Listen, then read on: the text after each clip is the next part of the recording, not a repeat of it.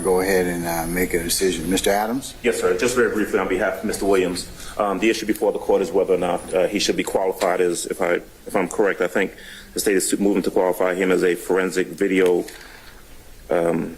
analyst. Did I get that correct?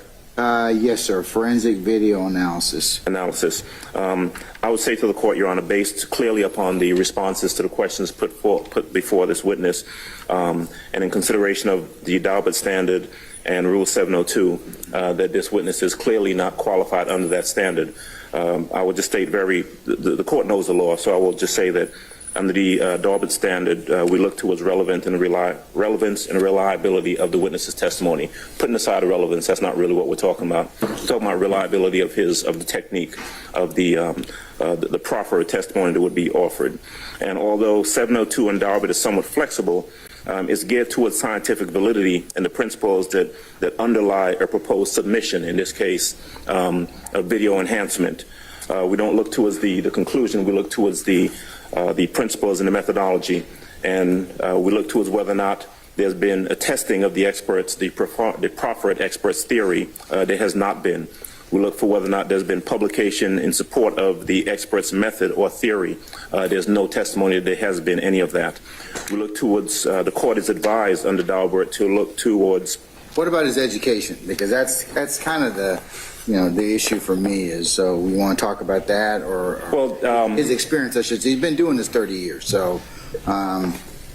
Education and experience is factors that the court can look to as well, but and I heard the witness testify that he has testified in regards to video enhancements upwards of 50 times. Those 50 testimonies could all have been improper. They could have been wrong because the methodology has to be tested. They could all very well have been done under the Harper standard, which is no longer the law in the state of Georgia.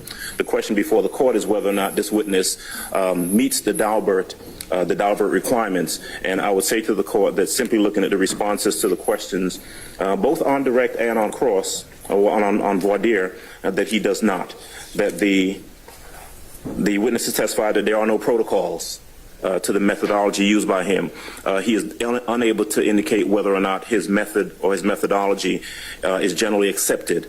There is no peer review. It's not just that he doesn't know if there's any peer review. There is no peer review of his methodology. There is no testimony as to the error rate of his methodology. Under all of those factors, he fails, or this witness fails in terms of being able to be qualified as an expert. And I would ask the court to deny the state's request to qualify this gentleman as an expert. All right. Anybody wish to add to Mr. Adams? What he is? Don't regurgitate, but just add if you got anything to that.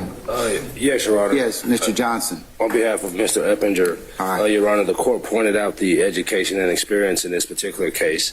The witness testified that he had performed almost 500 of these video analysis over 30 years. That breaks down to less than 2 per month over the past 30 years. He also testified that he does not have any formal education or no continuing education with regards to these things over the past 30 years. Those are 2 things that he